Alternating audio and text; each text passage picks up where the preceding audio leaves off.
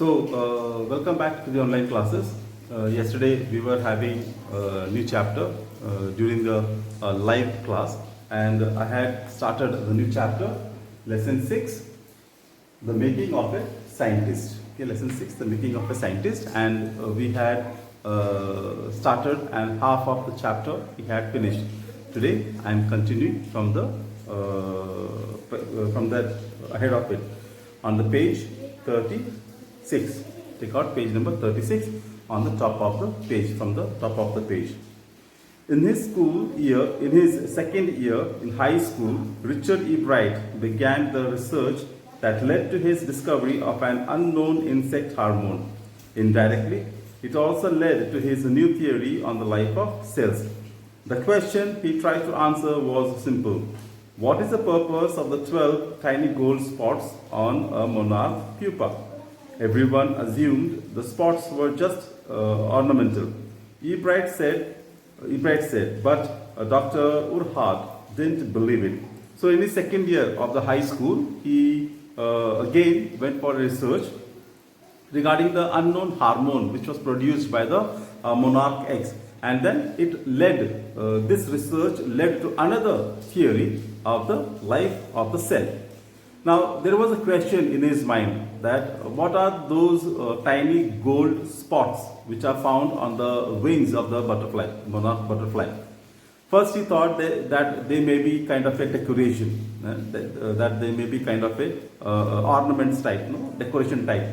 But his mentor, Dr. Urhard, he did not believe this. He thought something is there, some relationship is there with this gold spot and the production of the growth of the monarch butterflies.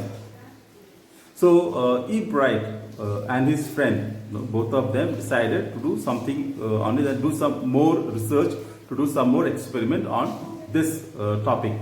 So first they had to prepare kind of a device which could find out what exactly these gold spot did, what type of hormone it produced, and how it helped to grow in the growth of the monarch butterflies.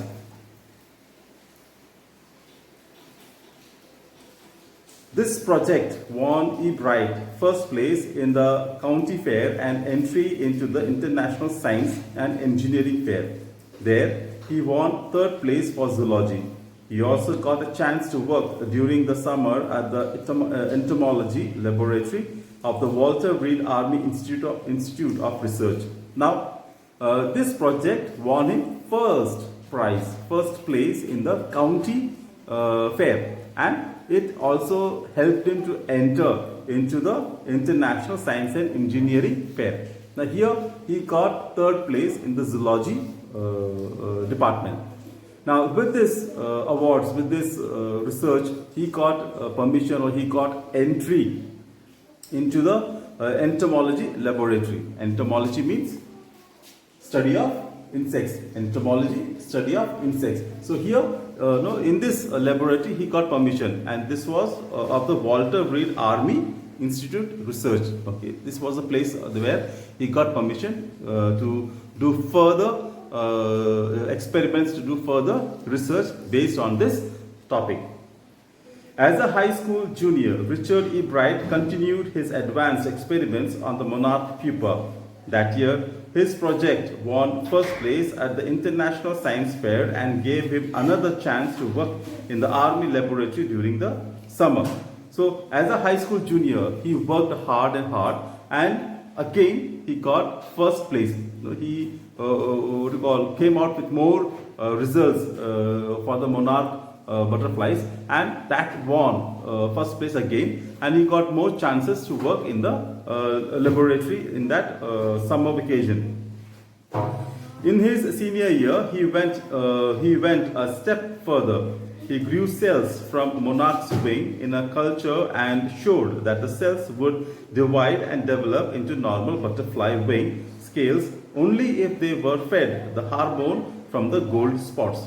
That project won first place for zoology at the International Fair.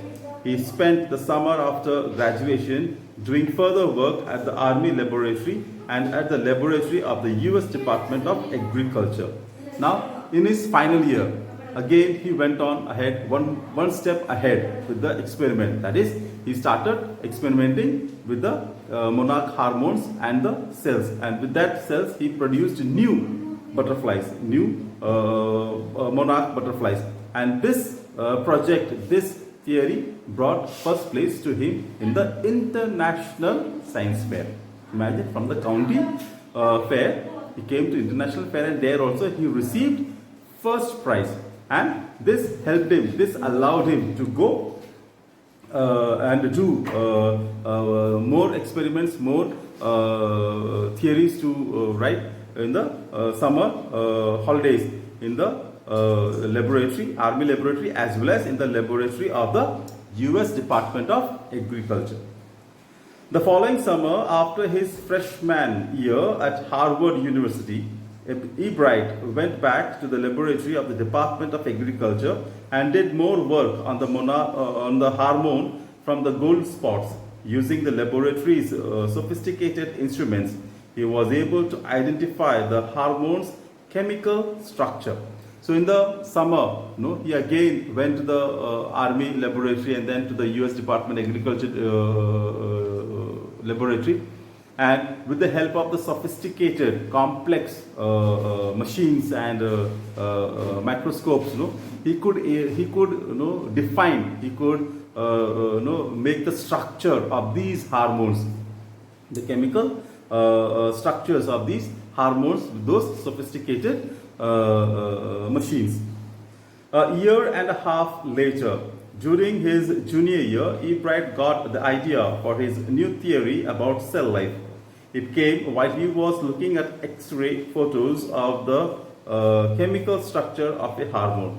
So after 1.5 years, after junior high school, he got an idea that the cells, while he was looking on the X-ray photos, that these structures, the chemical structure, what he had defined, has got life. It can be, it can produce life. So he got that idea. When he saw those photos, Ebright didn't shout, "Eureka!" or even, "I have got it." But he believed that along with his findings about insect hormones, the photos gave him the answer to one of biology's puzzles: how the cell can read the blueprint of its DNA. DNA is a substance in the nucleus of a cell that controls heredity. It determines the form and function of the cell. Thus, DNA is the blueprint for life. So, when he was looking at these photos, on these photos, he and when he got the answer to his questions, how the cell, how the hormone can produce the life, or how can a cell and hormone jointly produce a life. So during these X-ray photos, when he saw this, he got the idea and answer for this. But he did not shout, okay, "Yes, I have got it. Yeah, I found out." No, he did not shout. But he was so happy that that one of the questions of the biology, which was not answered till that day, that how heredity comes from, or what is this DNA and from where this heredity comes. That type of answer, that puzzle, how the cell can read the blueprint of its DNA. The question that how a cell can read the blueprint of the DNA. And the blueprint means what? Blueprint is the kind of a drawing of a particular structure. Now, when we go to make a house, we make a map, kind of a blueprint. To an architect we go, he prepares a blueprint to us and tells us these are this is the rooms and where you want and everything. That is a blueprint. So the cell, how the cell reads the blueprint in DNA. So he received that answer, that puzzle he solved by looking at the monarch hormones and cell and their chemical structures. He got that answer that the DNA is the substance in the nucleus. It determines the form and function of the cell. That he says that this is the DNA is that thing which determines, which tells the real function of a particular cell.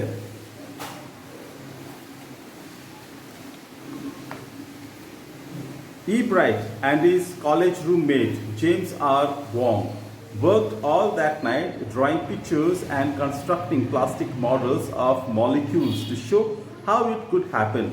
Together, they later wrote the paper that explained the theory. So, the Ebright and his friend James R. Wong, they both worked the whole night, to first to write about the theory about it, second to draw the structure of it, third the plastic model of it, the clay model of it they prepared so that they could easily explain to the people outside or to the scientists that what they have found and what are their theories, how the cell can read the DNA blueprint. That thing they started preparing about it.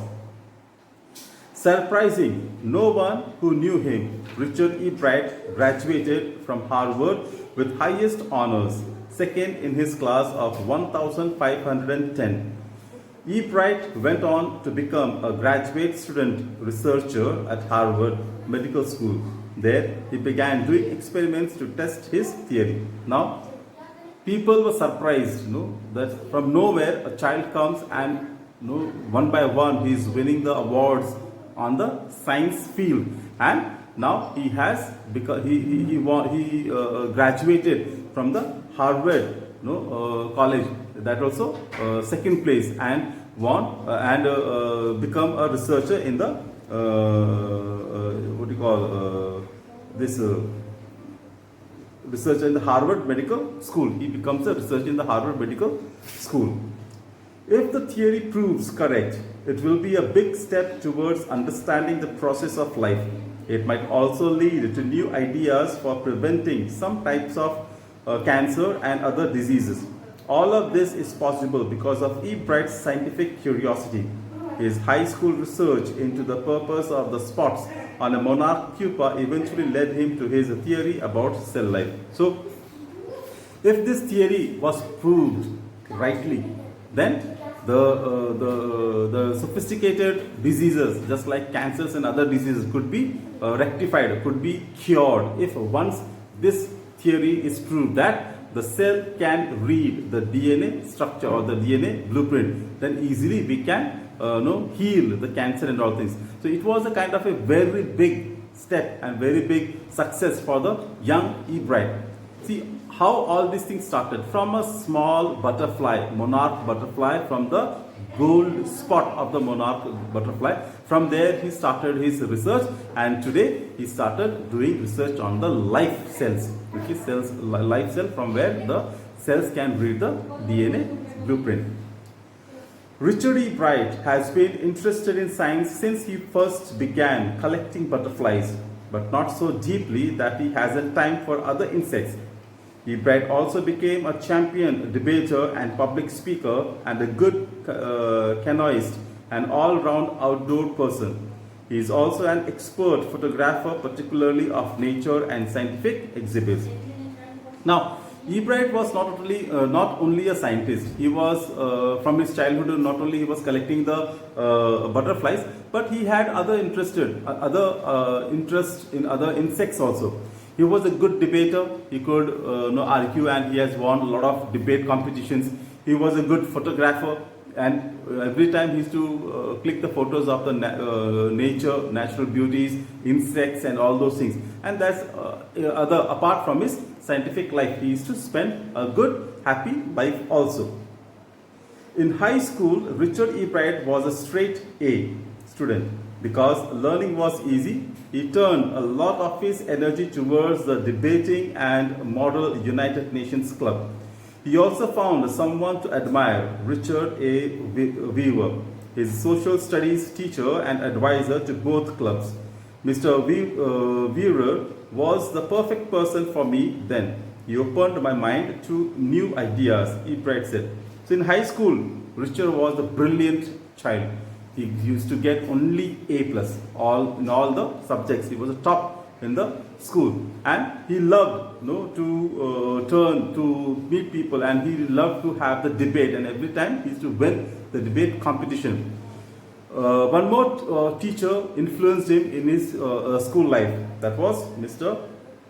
Richard A. Weaver. Now he was a social studies teacher, but he was taking care of both the club, science club as well as the social studies club. So Richard used to get a lot of ideas from him, and he used to take it and try to understand them very closely. Richard would always give that extra effort, Mr. Weaver said. What pleased me was, here was this person who put in 3 or 4 hours at night doing debate research besides doing all his research with butterflies and his other insects.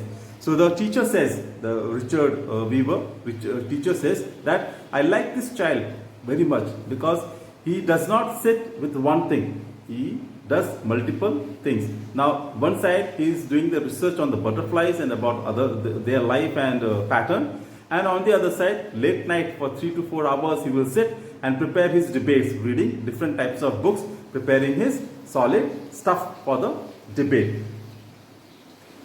Richard was competitive, Mr. Weaver continued, but not in a bad sense. He explained, Richard wasn't interested in winning for winning's sake or winning to get a prize. Rather, he was winning because he wanted to do the best job he could. For the right reasons, he wants to be the best. So the teacher again explains that he never, engraved or inscribed for the prize. No, he never wanted that he wanted the first or he wanted to get that prize or no, not that sort. He wanted to learn, and to learn he wanted to read a lot of books. One thing. Second thing, whatever he wanted to give, he wanted to give the best. That's it. He doesn't want to give for the wrong ideas or wrong illusions. No, he wanted to give everything right, and that also perfect, the best way. And that's the reason that he always read and did, and that made him the best among everyone. And that is one of the ingredients in the making of a scientist.